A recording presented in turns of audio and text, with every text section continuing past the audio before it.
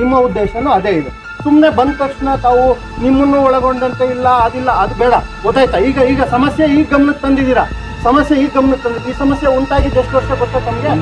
2022ನೇ ಇಸ್ವಿಯಿಂದ ನಿಮ್ಮ ಆಫೀಸಿಗೆ ನಿಮ್ಗೇನೆ ರೆಪ್ರೆಸೆಂಟೇಷನ್ ಕೊಟ್ಟಿರೋ ಬಂಚಿದೆ, ಸೀಲ್ ಹಾಕೊಟ್ಟಿದ್ದೀರಾ. ಏನ್ ಮಾಡಿದ್ರಿ ಅಲ್ಲಿವರೆಗೆ?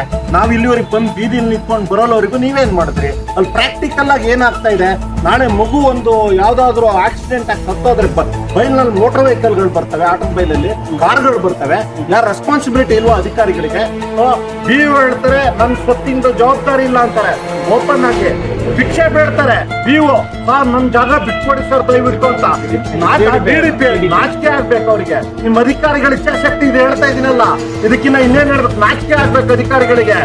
ತುಮಕೂರು ಜಿಲ್ಲೆಯ ಕೊರಟಗೆರೆ ವಿಧಾನಸಭಾ ಕ್ಷೇತ್ರ ಕೋರ ಹೋಬಳಿಯ ಬೆಳೆದಾರ ಗ್ರಾಮದ ಸರ್ಕಾರಿ ಶಾಲೆಯ ಆಟದ ಮೈದಾನದ ಉಳಿವಿಗಾಗಿ ತುಮಕೂರು ನಗರದ ಡಾಕ್ಟರ್ ಶ್ರೀ ಶ್ರೀ ಶ್ರೀ ಶಿವಕುಮಾರ ಸ್ವಾಮೀಜಿ ವೃತ್ತದಿಂದ ಜಿಲ್ಲಾ ಪಂಚಾಯತ್ ಕಚೇರಿಗೆ ಮೌನ ಮೆರವಣಿಗೆ ಕಾಳಜಿ ಫೌಂಡೇಶನ್ ತುಮಕೂರು ವತಿಯಿಂದ ನಡೆಯಿತು. ಈ ಹೋರಾಟಕ್ಕೆ ಸಾಮಾಜಿಕ ಕಳಕಳಿಯ ಅನೇಕ ಸಂಘ ಸಂಸ್ಥೆಗಳು, ವಿವಿಧ ಸಾಮಾಜಿಕ ಹೋರಾಟಗಾರರು, ಪತ್ರಕರ್ತರು, ಕನ್ನಡಪರ ಸಂಘಟನೆಗಳು, ಸಾಮಾಜಿಕ ಕಳಕಳಿಯುಳ್ಳ ಸಾರ್ವಜನಿಕರು ಕೈಜೋಡಿಸಿ ಶಾಲೆಯ ಆಟದ ಮೈದಾನದ ಉಳಿವಿಗಾಗಿ ಧ್ವನಿ ಎತ್ತಿದ್ರು. ಅಲ್ಲಿಂದ ಪಲಾಯನ ಮಾಡುವಂತ ಕೆಲಸನ ಅವತ್ತು ಸಾರ್ವಜನಿಕವಾಗಿ ಮಾಡೋದಿಲ್ಲ ಸರ್. ನೀವು ಹೇಳಿದ್ರ ಮೇಲೆ ನಿಮ್ಮ ಹತ್ರ ಮಾತಾಡೋ ಅವಶ್ಯಕತೆನೇ ಇಲ್ಲ. ನೀವೊಬ್ಬರು ಸಾರ್ವಜನಿಕ ಅಧಿಕಾರಿ ಅಂದ್ರೆ ಡಿಒ ಅವರಿಗೆ ಇದನ್ನ ರಕ್ಷಣೆ ಮಾಡೋದಕ್ಕೆ ನಾನು ಸೂಚನೆ ಇಲ್ಲ ಸರ್. ನೀವು ಇಲ್ಲಿ ಬಂದು ಸೇಫ್ ಮಾಡಕ್ಕೆ ಬರಬೇಡಿ, ದಯವಿಟ್ಟು ಮಾತಾಡಬೇಡಿ. ನೀವು ಇಲ್ಲೊಂದು ಗೇಮು ಅಲ್ಲೊಂದು ಗೇಮ್ ಮಾಡ್ತಾ ಇದ್ದೀರಿ.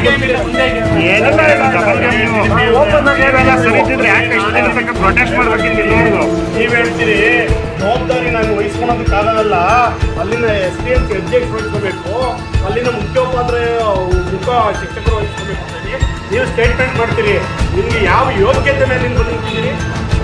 ಒಬ್ರು HM ಸ್ಕೂಲ್ ನೋಡ್ಕೊಳ್ಳೋದಕ್ಕೆ ಅವರು ಪಾಠ ಮಾಡ್ಲಿಕ್ಕಿದ್ದಾರೆ, ಮೇಲು ಉಸ್ತುವಾರಿ ನೋಡ್ಕೊಳ್ಳಿಕ್ಕೆ ಕ್ಷೇತ್ರ ಶಿಕ್ಷಣಾಧಿಕಾರಿಗಳು, ಉಪನಿರ್ದೇಶಕರು ತಾವುಗಳಿದ್ದೀರಿ. ಅದ್ರ ಮೇಲೆ ಬೆಳೆದಾರ ಸರ್ಕಾರಿ ಹಿರಿಯ ಪ್ರಾಥಮಿಕ ಶಾಲಾ ವ್ಯಾಪ್ತಿಗೆ ಹೊಂದಿಕೊಂಡಂತೆ 2 ಎಕರೆ ಭೂಮಿ ಗ್ರಾಮ ಠಾಣೆಗೆ ಸೇರಿದ್ದು, ರಾಜ್ಯ ಸರ್ಕಾರ ಶಾಲಾ ಮಕ್ಕಳ ಆಟದ ಮೈದಾನದ ಉದ್ದೇಶಕ್ಕಾಗಿ 3 ಎಕರೆ 3 ಗುಂಟೆ ಜಮೀನು ಮಂಜೂರು ಮಾಡಿದ್ದು, ಸುಮಾರು 4-5 ಬಾರಿ ಕಂದಾಯ ಇಲಾಖೆಯಿಂದ ಸರ್ವೆ ಮಾಡಿ ಹದ್ದುಬಸ್ತು ಮಾಡಲಾಗಿದೆ ಹಾಗೂ ಈ ಸ್ವತ್ತು ಸಹ ಮಾಡಲಾಗಿದೆ. ಶಾಲಾ ಮೈದಾನದ ಪಕ್ಕದಲ್ಲಿ ಒಬ್ಬ ಖಾಸಗಿ ವ್ಯಕ್ತಿಗೆ ಸೇರಿದ ಕಲ್ಯಾಣ ಮಂಟಪವಿದ್ದು, ಕಲ್ಯಾಣ ಮಂಟಪದ ಮಾಲೀಕ ಶಾಲಾ ಮೈದಾನವನ್ನು ಭೂ ಕಬಳಿಕೆ ಮಾಡಿಕೊಂಡು ಕಲ್ಯಾಣ ಮಂಟಪಕ್ಕೆ ವಾಹನಗಳ ಅಕ್ರಮ ನಿಲ್ದಾಣವಾಗಿ ಮಾಡಿಕೊಂಡಿದ್ದಾನೆ. ಈ ಕಲ್ಯಾಣ ಮಂಟಪಕ್ಕೆ ಆಗಮಿಸುವ ವಾಹನಗಳ ಚಾಲಕರು ಶಾಲಾ ಮೈದಾನದಲ್ಲಿ ವಿಪರೀತ ವೇಗ ಹಾಗೂ ನಿರ್ಲಕ್ಷ್ಯತನದ ಚಾಲನೆ ಮಾಡಿಕೊಂಡು ಬಂದು ವಿದ್ಯಾರ್ಥಿಗಳ ಮೇಲೆ ವಾಹನ ಹತ್ತಿಸುವಂತಹ ಹಲವು ಘಟನೆಗಳು ಇಲ್ಲಿ ನಡೆದಿದೆ. ವಿದ್ಯಾರ್ಥಿಗಳು ಕೂದಲೆಳೆ ಅಂತರದಲ್ಲಿ ತಪ್ಪಿಸಿಕೊಂಡಂತಹ ಘಟನೆ ನಡೆದಿದೆ ಎಂದು ಪ್ರತಿಭಟನಾಕಾರರು ಆಕ್ರೋಶ ವ್ಯಕ್ತಪಡಿಸಿದರು.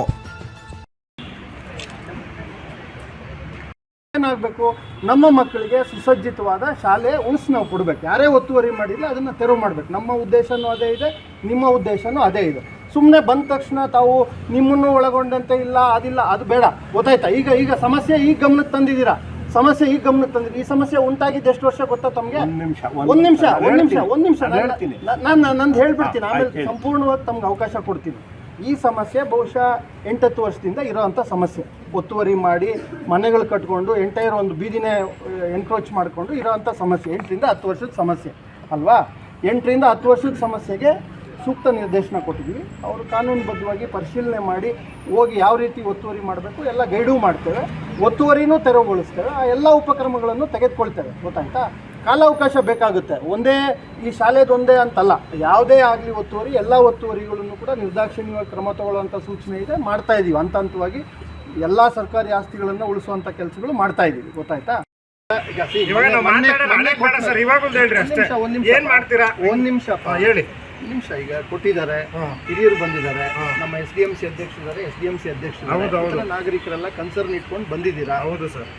ಟೈಮ್ ಲೈನ್ ನಲ್ಲಿ ನಾನು ನಿರ್ದಿಷ್ಟವಾಗಿ ಇವೆಲ್ಲ ನಾನು ಒಬ್ಬ ಮಾಡೋದಲ್ಲ. ಅಲ್ಲ, ಈಗ ಒಂದ್ ನಿಮಿಷ ರೀ, ನೀವು ಹೇಳಿದ್ಮೇಲೆ ನನ್ಗೆ ಹೇಳಿ ಸರ್. ನಮ್ದು ಬಿಡ್ಬೇಕಲ್ಲ, ಇಲ್ಲ ಮಾತಾಡಿ, ಹೇಳಿ ನೀವು ಹೇಳಿ. ಅದೇ ಸರ್, ನಿಮ್ದು ಯಾವಾಗ ಈಗ ನಾವು ಬಂದು 8 ದಿನ ಆಯ್ತು ನಾವು ಕೊಟ್ಟು ನಿಮ್ ಕಂಪ್ಲೇಂಟ್ 1 ವಾರ ಆಯ್ತು. ಸರಿ, 1 ವಾರ ಆಯ್ತು. ಏನ್ ಕ್ರಮ ತಗೊಂಡ್ರಿ? ಏನೋ ಹೇಳಿರಿ, ಯಾರಿಗೋ ಏನೋ ಲೆಟ್ರ್ ಅವ್ರಿಗೆಲ್ಲ ಯಾರಿಗೋ ಏನಲ್ಲಪ್ಪ ಏನ್ ಮಾತಾಡ್ತೀವಿ? ಯಾರು ಕೊಟ್ಟಿದ್ರು? ಆಡಳಿತ ವ್ಯವಸ್ಥೆನಲ್ಲಿ ಎಲ್ಲಿ ಸರ್? ಹೈರಾರ್ಕಿ ಇರುತ್ತೆ, ಯಾರು ಮಾಡ್ಬೇಕು ಜವಾಬ್ದಾರಿ ಇರುತ್ತೆ. ಎಲ್ಲಿ ಈಗ ಸರ್? ಹೇಳಿದ್ರು, ಮೇಡಮ್ಗೆ ನೀವು ಈಗ ಹೇಳಿದ್ರಿ, SDMC ಅಧ್ಯಕ್ಷರು ಏನಂತ ಹೇಳಿದ್ರು, ಹೇಳಿ ಸರ್? ಯಾರ ಹೆಸರಲ್ಲಿ ಇದೆ ಅಂತ ಸರ್, ಅವ್ರ ಏನಂತ ಜವಾಬ್ದಾರಿ ಹೇಳಿ ಇರುತ್ತೆ. ಸರ್? ಮಾಡಿ ಈಗ ಮನೆ ಕಳಿಸ್ತೀವಿ. ನಾವು ಇವತ್ತು ನೀವು ಕ್ಲೀನಾಗಿ ಕ್ರಮ ತಗೊಂಡಿದ್ರೆ ಅದೆಲ್ಲ ಕ್ಲೀನಾಗಿ ಕ್ರಮ ತಗೊಂಡಿದ್ರೆ ನಾವ್ ಯಾಕೆ ಬರ್ಬೇಕಿತ್ತು ಇವತ್ತು ಇಲ್ಲಿಗೆ? ಈಗ ಅದಾಗಿ ಹಿಂದೆ ಅಲ್ವಾ ಸರ್? ನೀವೇ ಹೇಳಿದ್ರಪ್ಪ, ಒಂದು ವಾರ ಆಯ್ತು ಕೊಟ್ಟು ಅಂತ. ಹ್ಞೂ ಸರ್, ಹೌದು.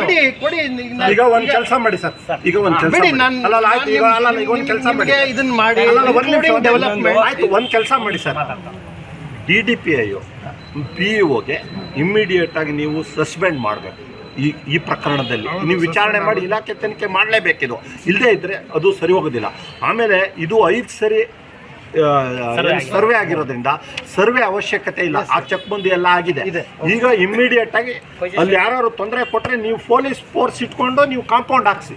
ಬಿಡಿ, ನಾವು ಕಾಂಪೌಂಡ್ ಹಾಕ್ಸೋ ಜವಾಬ್ದಾರಿ ರೆಡಿ ಫುಡ್ ನಾವು ಹೆಚ್ಚಿಗೆ ಏನು ಮಾಡಂಗಿಲ್ಲ. ರೆಡಿ ಫುಡ್ ಈಗ ನೋಡಿ, ಇದರಲ್ಲಿ ನಾನು ನಿಮ್ಗೆ ಮನವಿ ಮಾಡೋದು ಇಷ್ಟೇ. ಈಗ 24 ಗಂಟೆ 48 ಗಂಟೆ ಆ ಥರದ ಮಾತುಗಳು ಬೇಡ. ನೀವು ಆ ಮಕ್ಕಳು 138 ಮಕ್ಕಳು ಇರೋವಂಥ ಆ ಒಂದು ಗೌರವಿತ ಶಾಲೆ ಶತಮಾನಗಳಿಂದ ಅಥವಾ ದಶಕಗಳಿಂದ ಬಂದಿರುವಂಥ ಶಾಲೆ ಆಯಿತಾ, ಆ ಶಾಲೆಯನ್ನು ಉಳಿಸ್ಕೊಳ್ಳೋದು ನಿಮ್ಮದು ನಮ್ಮದು ಎಲ್ಲರದ್ದು ಜವಾಬ್ದಾರಿ. ಅದಕ್ಕೆ 100ಕ್ಕೆ 100ರಷ್ಟು ಒತ್ತುವರಿ ತೆರವಿಂದ ಹಿಡಿದು ಅಭಿವೃದ್ಧಿಯಿಂದ ಹಿಡಿದು ಏನೇನು ಕೆಲಸಗಳಾಗಬೇಕೋ ಅವೆಲ್ಲವನ್ನು ಆದ್ಯತೆ ಮೇರೆಗೆ ಮಾಡಿಸ್ತೀನಿ. ನಿಮ್ಮಲ್ಲೇ 4 ಜನ ಒಂದು ಕಮಿಟಿ ಥರ ಮಾಡಿ ಮುಂದಿನ ಒಂದು 4-5 ದಿನದಲ್ಲಿ ನಾನು ನಿಮ್ಮ ಇವ್ರನ್ನೂ ಕೂಡ ಕರೆಸ್ತೀನಿ, ನಿಮ್ಮನ್ನೇ ಕರೆಸ್ತೀನಿ. ಏನೇನಾಗಿದೆ ಚರ್ಚೆ ಮಾಡಿ SDMC ಅಧ್ಯಕ್ಷನು ಇಟ್ಕೊಳ್ಳೋಣ, ನಮ್ಮ ಈ ಅಧ್ಯಕ್ಷನು ಇಟ್ಕೊಳ್ಳೋಣ. ಅದನ್ನ ಕರೆಸ್ತೀನಿ ಅಂದ್ರಲ್ಲ, ನಮ್ಮನ್ನು ಕರೆಸಿ ಮೀಟಿಂಗ್ ಮತ್ತೊಂದು ಮಾಡೋ ಅವಶ್ಯಕತೆ ಇಲ್ಲ. ತುಂಬಾ ಕರೆಸ್ಪಾಂಡೆನ್ಸ್ ಆಗಿದೆ. ಈಗ ಪ್ರಾಕ್ಟಿಕಲ್ ಆಗಿ ಕಾಂಪೌಂಡ್ ಆಗ್ಬೇಕು. ಬಿಡಿ, ಅದು ಕಾಂಪೌಂಡ್ ಆಗಿ ನೀವು ನಮ್ಮನ್ನು ಕರ್ಚಿ ಅಲ್ಲಿಗೆ ಕಾಂಪೌಂಡ್ ಆಗುತ್ತಲ್ಲ ಅವಾಗ ಮದುವೆಗಳು ಫಿಕ್ಸ್ ಮಾಡ್ಕೊಂತ ಹೇಳಿದ್ರು ಆದ್ಯತೆ ಅಂತ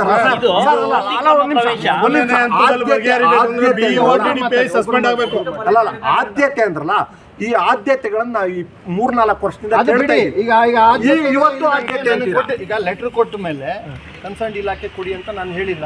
I take on the responsibility. ಇವ್ರನ್ನ ಕೂರಿಸಿ, ಇವ್ರ ಲೆಟರ್ ಇರಲಿಲ್ಲ SDMC ಅಧ್ಯಕ್ಷರು, ಕೂರಿಸಿ ನನ್ನ ಚೇಂಬರಲ್ಲಿ ಕುತ್ಕೊಳ್ಳಿ ನೀವು ಅಂತೇಳಿ ವೈಟ್ ಪೇಪರ್ ಕೊಟ್ಟು ಏನೇನು ಬರಿಬೇಕು ಏನೇನು ಬರಿಬೇಕು ಅಂತೇಳಿ ಅವ್ರಿಗೆ ಹೇಳಿ ಬರ್ಸಿ ತಗೊಂಡು ಅದ್ರ ಮೇಲೆ ಏನು ಸ್ಪಷ್ಟವಾದಂಥ ಸೂಚನೆಗಳು ಕೊಡಬೇಕು ಆ್ಯಸ್ ಪರ್ ಪ್ರಾವಿಷನ್. ಒಂದು ಅವಕಾಶ ಎಲ್ಲರಿಗೂ ಒಂದು ಡೈರೆಕ್ಷನ್ ಅಂತೂ ಕೊಡಬೇಕಾ? ಆಸ್ ಎ ಸೀನಿಯರ್ ಆಫೀಸರ್ ಕೊಟ್ಟಿದ್ದೀವಿ. ಈಗ ತಾವು ಮಾಡಿಲ್ಲ ಅಂತ ಹೇಳಿದ್ದೀರಾ, ಅದನ್ನು ಹೇಗೆ ಮಾಡಿಸೋದು ಏನು ಖಂಡಿತ ಹೇಳಿದ್ರೆ ಇನ್ನೊಬ್ಬರ ಮೇಲೆ ನಾವು ಅಲಿಗೇಷನ್ ಮಾಡೋದಕ್ಕಿಂತನೂ ಈಗ ಕೆಲಸ ಏನಾಗಬೇಕು, ಈಗ ಸಮಸ್ಯೆ ತಂದಿದ್ದೀರಾ, ಅದಕ್ಕೇನು ಪರಿಹಾರ ಮಾಡಬೇಕು, ಅದಕ್ಕೇನು ಕ್ರಮ ತೊಗೋಬೇಕು ನಾವು ತೊಗೊತಾ ಇದ್ದೀವಿ.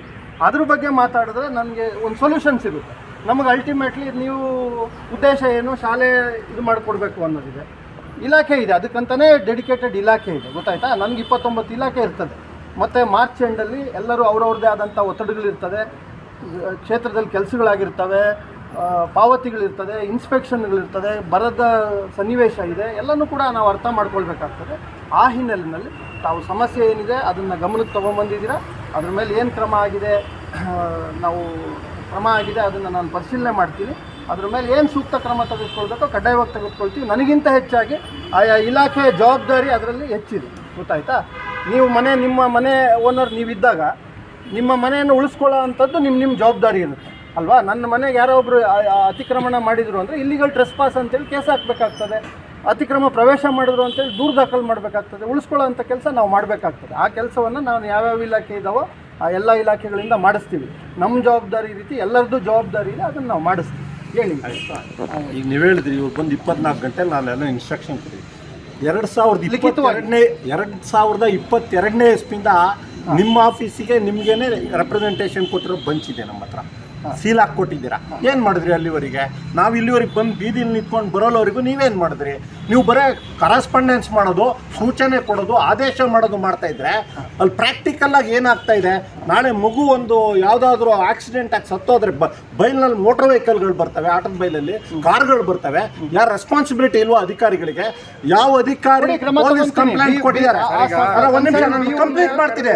ನೀವು ಮಾತಾಡ್ತಾ ನಾನು ಮಾತಾಡಿಲ್ಲ, ದಯವಿಟ್ಟು 1 ನಿಮಿಷ ನಿಮಗೂ ಅವಕಾಶ ಇದೆ. ನೀವು ಮಾತಾಡ್ತಾ ಇರಲಿಲ್ಲ. ಅಧಿಕಾರಿಗಳಿಗೆ ಇಚ್ಛಾಶಕ್ತಿ ಇದ್ದೀರಿ. 22ನೇ ಇಸ್ವಿನಲ್ಲಿ ರೆಪ್ರೆಸೆಂಟೇಷನ್ ಕೊಟ್ಟಿದ್ದಾರೆ. SDMC ಅಧ್ಯಕ್ಷರೆಲ್ಲ ಸೇರಿ ನೀವು ಸ್ಪಾಟಿಗೆ ಬಂದು ಇನ್ಸ್ಪೆಕ್ಷನ್ ಮಾಡಿ ಯಾರು ಎನ್ಕ್ರೋಚ್ಮೆಂಟ್ ಮಾಡಿದ್ದಾರೆ ತೆರವುಗೊಳಿಸ್ಬೇಕಿತ್ತು. 22, 23, 24 ಆದರೂ ನೀವು ಬರಲಿಲ್ಲ ಅಂದರೆ ನಾವೇನು ಮಾಡಬೇಕು? ನಾವೇನು ಹೇಳಬೇಕು?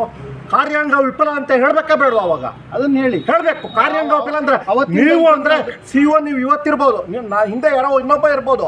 ಅದನ್ನ ನೀವು ವೈಯಕ್ತಿಕವಾಗಿ ನಾನು ನಿಮ್ಗೆ ಹೇಳ್ತಾ ಇಲ್ಲ, ಪರ್ಸನಲ್ ಆಗಿ ಹೇಳೋದು. ಇದನ್ನ ತಗೋಬಾರ್ದು ನೀವು. ಈಗ solution ಅಲ್ಲಲ್ಲ, ಸೊಲ್ಯೂಷನ್ ಅಲ್ಲ. ನೀವು ನಿಮ್ಮ ಅಧಿಕಾರಿಗಳು BO ಹೇಳ್ತಾರೆ ನನ್ನ ಸ್ವತ್ತಿಂದ ಜವಾಬ್ದಾರಿ ಇಲ್ಲ ಅಂತಾರೆ, ಓಪನ್ ಆಗಿ ಭಿಕ್ಷೆ ಬೇಡ್ತಾರೆ. BO ಸರ್ ನನ್ನ ಜಾಗ ಬಿಟ್ಕೊಡಿ ಸರ್ ದಯವಿಟ್ಟು ಅಂತ. DDP ನಾಚಿಕೆ ಆಗ್ಬೇಕು ಅವರಿಗೆ. BO ಕಂಪ್ಲೇಂಟ್ ಕೊಡ್ತಾರೆ, ಸರ್ವೆ ನಂಬರ್ ಆಗ್ತಾರೆ, ಅವ್ರ ಸ್ವತ್ತಿನ ಸಂಖ್ಯೆನೇ ಗೊತ್ತಿಲ್ಲ ರೀ. ನಿಮ್ಮ ಅಧಿಕಾರಿಗಳ ಇಚ್ಛಾಶಕ್ತಿ ಇದೆ ಹೇಳ್ತಾ ಇದ್ದೀನಲ್ಲ, ಇದಕ್ಕಿಂತ ಇನ್ನೇನು ಹೇಳ್ಬೇಕು? ನಾಚಿಕೆ ಆಗ್ಬೇಕು ಅಧಿಕಾರಿಗಳಿಗೆ. ಇದನ್ನ ಸಾರ್ವಜನಿಕರ ಸ್ವತ್ತು, ಅದು ಸರ್ಕಾರಿ ಶಾಲೆಗಳು ಇವತ್ತು ಕರ್ನಾಟಕದಲ್ಲಿ ಮುಚ್ಚೋಗ್ತಾ ಇದೆ. ಅಂಥ ಸಂದರ್ಭದಲ್ಲಿ ಒಂದು ಸರ್ಕಾರಿ ಶಾಲೆ ಉಳಿಸ್ಬೇಕು ಅಂತೇಳಿ ಹೋರಾಟ ಮಾಡಕ್ಕೆ ಬಂದರೆ ನಾವು ಗಂಟೆಗಟ್ಟಲೆ ಇಲ್ಲಿ ಬೀದಿಲಿ ನಿಲ್ಲಬೇಕು. ಅಧಿಕಾರಿಗಳು ನಿಮ್ಮ ಒತ್ತಡದಲ್ಲಿ ಇರ್ತೀರಾ, ನಿಮ್ಮ ಕೆಲಸದಲ್ಲಿ ಇರ್ತೀರಾ. ನಮಗೇನು ಬೇರೆ ಕೆಲಸ ಇಲ್ಲ ಅಂತ ಇಲ್ಲ. ನಮ್ಮ ಮಕ್ಕಳು ಬಡವ್ರ ಮಕ್ಕಳು ಓದ್ತಾ ಇದ್ದಾರೆ. ಅದೇ ಸಮಸ್ಯೆ. ಖಾಸಗಿ ಶಾಲೆ ಅವರು ಬಂದರೆ ನೀವು ಸೋಫಾ ಮೇಲೆ ಕೂರ್ಸಿ ಮಾತಾಡ್ತೀರಾ. ನನಗೆ ಗೊತ್ತಿದೆ ಅದು, ನಾನು ಅನುಭವಿಸಿ. ಖಾಸಗಿ ಶಾಲೆ ಅವ್ರಿಗೆ ಏನೇನು ಫೆಸಿಲಿಟೀಸ್ ಬೇಕೋ ಅದು ಕೊಡ್ತೀರಾ. ಬಡವ್ರ ಮಕ್ಕಳು, ಸರ್ಕಾರಿ ಶಾಲೆ ಮಕ್ಕಳು, ಅವ್ರಿಗೆ ತೊಂದರೆ ಆಗಿದೆ ಅಂತಂದರೆ ಯಾರು ಒಬ್ಬರು ಬಂದು ಸ್ಪಾಟ್ ಇನ್ಸ್ಪೆಕ್ಷನ್ ಮಾಡಿ ಯಾರು ಎನ್ಕ್ರೋಚ್ಮೆಂಟ್ ಮಾಡಿದ್ದಾರೆ ಅವ್ರಿಗೆ ಕಂಪ್ಲೇಂಟ್ ಕೊಟ್ಟು ಒಳಗಡೆ ಹಾಕ್ಬೇಕು ಪೊಲೀಸ್ನವರು. ಇವತ್ತವರೆಗೂ JCBನೇ ಆಕ್ಸೀಸ್ ಮಾಡಿಲ್ಲ. ಆಕ್ಸೀಸ್ ಮಾಡಿಲ್ಲ ನೋಡ್ರಿ. ನನಗೆ ಅಲ್ಲಿ ಏನಾಗಿದೆ ಕೇಳಿ ಇಲ್ಲಿ. ಕಂಪ್ಲೇಂಟ್ ಕೊಟ್ಟಿರೋದು ಕೇಳಿ ಇಲ್ಲಿ. JCB ಇನ್ನೊಂದು ಮತ್ತೊಂದು. ನನಗೆ ಐ ಆಮ್ ನಾಟ್ ಅವೇರ್. ನೀವು ಕೊಟ್ಟಿರೋಂಥ ಒತ್ತುವರಿ ತೆರವುಗೊಳಿಸೋದಕ್ಕೆ ಏನು ಕ್ರಮ ಬೇಕೋ ತಗೊತೀವಿ. ಲಿಖಿತವಾಗಿ ಸೂಚನೆ ಕೊಟ್ಟಿದ್ದೀನಿ, 1 ವಾರ ಆಗಿದೆ. ಸೂಚನೆ ಕೊಟ್ಟು 1 ವಾರ ಆಗಿದೆ, ಅರ್ಥ ಆಯ್ತಾ? ನಾನು ಬಂದಮೇಲೆ ಕೇಳಿ ಇಲ್ಲಿ, ನಾನು ಬಂದಮೇಲೆ ಇದು ಫಸ್ಟ್ ಟೈಮ್ ಬಂದು ಕಂಪ್ಲೇಂಟ್ ಕೊಟ್ಟಿದ್ದು ಇವರು ಮತ್ತು SDMC ಅಧ್ಯಕ್ಷರು ನೀವು ಬಂದಿದ್ರು. ಅವ್ರ ಹತ್ರ since is A authority SDMC ಅಧ್ಯಕ್ಷರಾಗಿ ಕೇಳಿ ಅವ್ರನ್ನೇನು ಹೇಳಿದ್ದೀನಿ. ಅವ್ರಿಗೆ ಕೂರಿಸಿ ಅವ್ರಿಗೆ ಅರ್ಜಿ ನಾನೇ ಬರ್ಸಿದ್ದು. ಕೇಳಿ ಅವ್ರನ್ನ. ಸರ್ ಇವತ್ತು ನೀವು ಮಾಡಿದಿರ, ನಿಮ್ಮ ಬಗ್ಗೆ ನಾವು ಹೇಳ್ತಾ ಇಲ್ಲ, ಬಿಡಿ. ತಮ್ಮ ಇಡೀ ಕಾರ್ಯಾಂಗದ ವೈಫಲ್ಯದಿಂದ ನಾವು ಇವತ್ತು ಬಂದಿದ್ದೀವಿ ಇಲ್ಲಿ. ತಾವು ಮಾಹಿತಿ ಕೊಟ್ಟಿದ್ದೀರಾ. ಮಾಹಿತಿ ಇಷ್ಟು ದಿನ ನಿಮ್ಗೆ ಗೊತ್ತಿರಲಿಲ್ವಾ? ಮಾಹಿತಿ ಕೊಟ್ಟಿದ್ದೀರಾ ಅಂತೀರಲ್ಲ. ಅಲ್ಲ, ಈ ವಸ್ತುಸ್ಥಿತಿ, ಇವತ್ತಿನ ಸ್ಥಿತಿ ಏನಿದೆ ಅನ್ನೋದನ್ನ ನನಗೆ ಹೇಳಿದ್ದೀರಾ. ಅರ್ಥ ಆಯ್ತಾ? ಕೇಳಿ ಇಲ್ಲಿ. ನಾವು ಹೆಡ್ ಇದ್ದೀರಾ. ನಿಮ್ಮ ಕೆಳಗಡೆ ಅಧಿಕಾರಿಗಳು ಮಾಡೋ ಕೆಲಸಗಳನ್ನ ನೀವು ಗಮನಿಸಬೇಕಾಗತ್ತೆ. ಅವ್ರು ಯಾವ ಕಂಪ್ಲೇಂಟ್ ಕೊಟ್ಟಿದ್ಯಾ, ನಮ್ಮ ತಗೊಂಬ ಇಲ್ಲಿ ಕಂಪ್ಲೇಂಟು ಏನು ಕೊಟ್ಟಿದ್ಯಾ, ಈ ಸ್ವತ್ತಿನ ಏನು ಸಂಖ್ಯೆ ಬರ್ದಿದ್ಯಾ, ಅಕ್ಯೂಸ್ಡ್ ಯಾರಂತ ಗೊತ್ತಿದೆ, ಯಾಕೆ ಬರ್ದಿಲ್ಲ? ಆಕ್ಷನ್ ಯಾಕೆ ತಗೋತಾ ಇಲ್ಲ? ನಿರ್ದಾಕ್ಷಣ್ಯವಾಗಿ ತಮ್ಮ BO ಕೆಲಸ ಇಲ್ಲ ಅಲ್ಲ, BO ಮತ್ತೆ DDP ನಾವು ಎದುರುಗಡೆ ಹೇಳ್ತೀವಿ ಎಲ್ಲ ಇದ್ದಾರೆ. ತಮ್ಮ ಮನವಿ. ಸರ್ 1 ನಿಮಿಷ, ನೀವು ನಿಮ್ಮ ಮನೆ ಒಳಗಡೆ ನಾನು ಬರ್ತೀನಿ, ನಿಮ್ಮ ಕಾಂಪೌಂಡ್ ಒಳಗಡೆ ಬರ್ತೀನಿ. ಅಪ್ಪ ದಯವಿಟ್ಟು ಬಿಟ್ಕೊಡಪ್ಪ ನನ್ನ ಜಾಗನ ಅಂತ ಹೇಳ್ತೀರಾ? ನೀವು ಒಳಗಡೆ ಹಾಕ್ತೀರಾ? ನಾನು ಪೊಲೀಸ್ ಅದೆಲ್ಲ ಮಾಡೋಣ. ಅದನ್ನ ಯಾಕೆ ಮಾಡ್ತಾ ಇಲ್ಲ? ನಾನು ಅದನ್ನೇ ಲಿಖಿತವಾಗಿ ಬರ್ದಿದ್ದೀನಿ. ಈಗ ಮತ್ತೆ ತಿರ್ಗಿ ಅದನ್ನ ನೋಡಿ. ಇದು ಒಟ್ಟಾರೆಯಾಗಿ ನಾವು ಇಲ್ಲಿವರೆಗೆ ಬರೋದಕ್ಕೆ ಸರ್, ಒಟ್ಟಾರೆಯಾಗಿ ನಿಮ್ಮ ಅಧಿಕಾರಿಗಳು ನಾವು ಬರ್ದಿರೋ ಕಾಪಿ ನಿಮ್ಮ ಹತ್ರ ಅಷ್ಟು ಸ್ಪಷ್ಟವಾಗಿ ಕೊಟ್ಟಿದ್ದೀವಿ. ಈಗ BO ಅವರು ಖುದ್ದು ಅಲ್ಲಿಗೆ ಸ್ಪಾಟ್ ಇನ್ಸ್ಪೆಕ್ಷನ್ ಮಾಡಿ ಒಂದು ನಿಮಿಷ ನಿಮ್ಮ ಗಮನಕ್ಕೆ ತಗೊಂಡ್ಬಂದು ಶಾಲೆಯ ಆಸ್ತಿ ಏನಿದೆ ಗಡಿ ನಿರ್ಧಾರಣೆ ಮಾಡ್ಕೊಂಡು ತಹಸೀಲ್ದಾರ್ಗೆ ಹೇಳಿ ಬೌಂಡ್ರಿ ಕಲ್ಲುಗಳನ್ನ ಹಾಕೊಂಡು ಯಾವ್ಯಾವ್ದು ಒತ್ತುವರಿ ಇದೆ ತೆರವುಗೊಳಿಸಿ. ಸರ್ 5 ಟೈಮು ಆಲ್ರೆಡಿ ಅಡ್ವಾನ್ಸ್ ಆಗಿದೆ. ಬೇಡ, ಈಗ ಅದೆಲ್ಲ ಬೇಡ. Already in presence of BO, DDP, tahsildar, ಸರ್ವೇಯವರೇ ಗಡಿ ಗುರುತಿಸಿದ್ದಾರೆ. 5 ಸರ್ತಿ ಮಾಡಿದ್ದಾರೆ. ಈಗ ಅದು ಬೇಡ, 1 ನಿಮಿಷ. ಈಗ ಗಮನಕ್ಕೆ ಮೊನ್ನೆ ನಾನು ಬಂದ ಮೇಲೆ ನನ್ನ ಗಮನಕ್ಕೆ ಈಗ ತಂದಿದ್ದಾರೆ. ನಾವು ಆ ಥರ ಸುಮ್ಮನೆ ನಿಮಗೆ ಹೇಳಿ ಅದನ್ನು ಪೆಂಡಿಂಗ್ ಉಳಿಸ್ಕೊಂಡು ಹೋಗೋವಂಥದ್ದಲ್ಲ. ನೀವೆಲ್ಲ ನಿಮ್ಮದು ಕಾಸ್ ಏನಿದೆ, ಮಕ್ಕಳಿಗಾಗಿ ನಮ್ಮ ಸರ್ಕಾರದ ಆಸ್ತಿಯನ್ನು ಉಳಿಸ್ಬೇಕು ಅನ್ನೋದಿದೆ. ಇದಕ್ಕೆ 100ಕ್ಕೆ 200ರಷ್ಟು ನಮ್ಮ ಸಹಕಾರ ಇರುತ್ತೆ. And I will ensure as A CEO ನಾನೀಗ ಏನು ಕೊಟ್ಟಿದ್ದೀನಿ ಅದನ್ನು ಇವತ್ತೇ ಕರೆದು ರಿವ್ಯೂ ಮಾಡಿ ಅದರದ್ದು ಉಪಕ್ರಮ ಏನು ಅವಶ್ಯಕತೆ ಬಿದ್ದರೆ EO ಅವ್ರನ್ನ ಕಳಿಸೋವಂಥದ್ದು, ತಹಸೀಲ್ದಾರ್ಗೆ ಮಾತಾಡೋವಂಥದ್ದು, ಜಿಲ್ಲಾಧಿಕಾರಿಗಳಿಗೂ ಅವಶ್ಯಕತೆ ಇದ್ದರೆ, ಕಂದಾಯ ಇಲಾಖೆದಿದ್ದರೆ ಜಂಟಿಯಾಗಿ ಹೋಗಿ ಅದೇನು ಕಾರ್ಯಾಚರಣೆ ಮಾಡಬೇಕು ಅದ್ರ ಬಗ್ಗೆ ಆಮೇಲೆ ಸರ್ DDPI ಶಿಕ್ಷಣ ಇಲಾಖೆ ಕೆಲಸ ಅವ್ರ ಸ್ವತ್ತನ್ನು ಉಳಿಸುವಂಥ ಕೆಲಸ ಮಾಡಬೇಕು. DDPI ಕೆಲಸದ ಜೊತೆಗೆ ಕಲ್ಯಾಣ ಮಂಟಪದ ಮ್ಯಾನೇಜರ್ ಕೆಲಸನೂ ಮಾಡ್ತಾ ಇದ್ದಾರೆ. ಕಲ್ಯಾಣ ಮಂಟಪದ ಮ್ಯಾನೇಜರ್ ಆಗಿ ಕೆಲಸ ಮಾಡ್ತಾ ಇದ್ದಾರೆ. ಇದನ್ನು ನೀವು ತಡಿಬೇಕು. ಆ ಥರ ಇದನ್ನೆಲ್ಲ 3 ವರ್ಷದಿಂದ ಸರ್ ಅಲ್ಲಿ 3 ಮಕ್ಕಳು ಹೆಂಡತಿ ನಾನು ನಮ್ಮ ತಾಯಿ ಇಷ್ಟಿಲ್ಲ ನನ್ನ ದುಡಿಬೇಕು ಸಾಕು. ಇದರಿಂದ ಬೇಸತ್ತು ನಾನು ನಿರ್ಧಾರ ಮಾಡಿದೆ ಸರ್.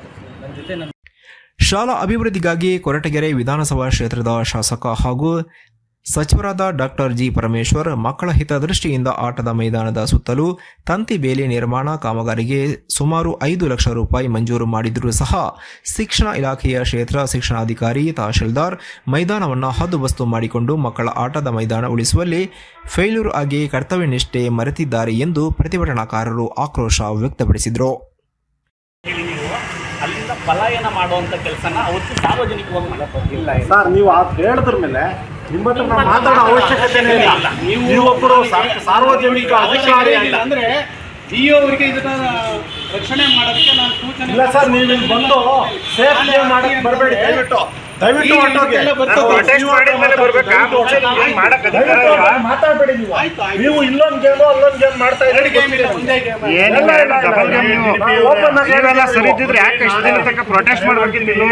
ನೀವ್ ಹೇಳ್ತೀರಿ ಜವಾಬ್ದಾರಿ ನಾನು ವಹಿಸ್ಕೊಳೋದಕ್ಕಾಗಲ್ಲ. ಅಲ್ಲಿನ SDMC ಅಧ್ಯಕ್ಷರು ವಹಿಸ್ಕೋಬೇಕು, ಅಲ್ಲಿನ ಮುಖ್ಯೋಪಾಧ್ಯಾಯ ಶಿಕ್ಷಕರು ವಹಿಸ್ಕೋಬೇಕು ಅಂತ ಹೇಳಿ ನೀವು ಸ್ಟೇಟ್ಮೆಂಟ್ ಮಾಡ್ತೀರಿ. ನಿಮ್ಗೆ ಯಾವ ಯೋಗ್ಯತೆ ಮೇಲೆ ಇಲ್ಲಿ ಬಂದು ನಿಂತಿದ್ದೀರಿ? ಒಬ್ರು HM ಸ್ಕೂಲ್ ನೋಡ್ಕೊಳೋದಕ್ಕೆ ಅವರು ಪಾಠ ಮಾಡ್ಲಿಕ್ಕಿದ್ದಾರೆ, ಮೇಲು ಉಸ್ತುವಾರಿ ನೋಡ್ಕೊಳ್ಳಿಕ್ಕೆ ಕ್ಷೇತ್ರ ಶಿಕ್ಷಣಾಧಿಕಾರಿಗಳು ಉಪನಿರ್ದೇಶಕರು ತಾವುಗಳಿದ್ದೀರಿ. ಅದ್ರ ಮೇಲೆ ಸರ್ಕಾರಿ ಶಾಲೆಯ ಮೈದಾನ ಕಾಪಾಡಬೇಕಾಗಿದ್ದ ಅಧಿಕಾರಿಗಳು ಕಲ್ಯಾಣ ಮಂಟಪದ ಮಾಲೀಕನ ಪರ ನಿಂತು ವಾದ ಮಾಡ್ತಾ ಇದ್ದಾರೆ. ಸರ್ಕಾರಿ ಕೆಲಸ ಮತ್ತು ಸರ್ಕಾರದ ಆದೇಶಗಳನ್ನು ಧಿಕ್ಕರಿಸಿ ನಡೆದುಕೊಂಡಿದ್ದಾರೆ. ಇಂತಹ ಅಧಿಕಾರಿಗಳನ್ನು ತಕ್ಷಣವೇ ಅಮಾನತು ಮಾಡಬೇಕೆಂದು ಹೋರಾಟಗಾರರು ಆಗ್ರಹಿಸಿದರು. ಕಾಳಜಿ ತಂಡದ ನೇತೃತ್ವದಲ್ಲಿ ನಡೆದ ಬೆಳೆದಾರ ಶಾಲೆ ಮೈದಾನ ಉಳಿವಿಗಾಗಿ ಮೌನ ಮೆರವಣಿಗೆ ಜಾಥಾದಲ್ಲಿ ನೈಜ ಹೋರಾಟಗಾರರ ವೇದಿಕೆ ಬೆಂಗಳೂರು, ಲಂಚಮುಕ್ತ ಕರ್ನಾಟಕ ಬೆಂಗಳೂರು, ಭೀಮ್ ಆರ್ಮಿ, ಕರುನಾಡು ವಿಜಯ ಸೇನೆ, ರಣಧೀರ ವೇದಿಕೆ, ವಿಶ್ವ ಮಾನವ ಹಕ್ಕುಗಳ ಸೇವಾ ಕೇಂದ್ರ, ತುಮಕೂರು ಜಿಲ್ಲೆಯ ವರದಿಗಾರರು ಹಾಗೂ ಬೆಳೆದಾರ ಗ್ರಾಮಸ್ಥರು ಮತ್ತು ಕಾಳಜಿ ಫೌಂಡೇಶನ್ನ ಎಲ್ಲ ಸದಸ್ಯರು, ನಿರ್ದೇಶಕರು ಮತ್ತು ಕಾನೂನು ಸಲಹೆಗಾರರು ಭಾಗಿಯಾಗಿದ್ದರು. ಮೌನ ಮೆರವಣಿಗೆ ಹೋರಾಟದಲ್ಲಿ ನೈಜ ಹೋರಾಟಗಾರರ ವೇದಿಕೆ ಬೆಂಗಳೂರು ಇದರ HM ವೆಂಕಟೇಶ್, ಲಂಚಮುಕ್ತ ಕರ್ನಾಟಕ ಬೆಂಗಳೂರು ಇದರ ಕುಣಿಗಲ್ ನರಸಿಂಹಮೂರ್ತಿ, ಭೀಮ್ ಆರ್ಮಿ ಮುಖಂಡರಾದ ಶ್ರೀನಿವಾಸ್, ಕರುನಾಡು ವಿಜಯ ಸೇನೆ ಅರುಣ್ ಕೃಷ್ಣಯ್ಯ, ಮಧುಗಿರಿ ತಿಮ್ಮರಾಜು, ರಣಧೀರ ವೇದಿಕೆ ಶಂಕರಗೌಡರು, ವಿಶ್ವ ಮಾನವ ಹಕ್ಕುಗಳ ಸೇವಾ ಕೇಂದ್ರ ಡಮರುಗ ಉಮೇಶ್, ಮಾಧ್ಯಮ ಮಿತ್ರರು ಹಾಗೂ ಬೆಳೆದಾರ ಗ್ರಾಮಸ್ಥರು ಹಾಜರಿದ್ದರು. ವರದಿ ಮಂಜುಸ್ವಾಮಿ MN.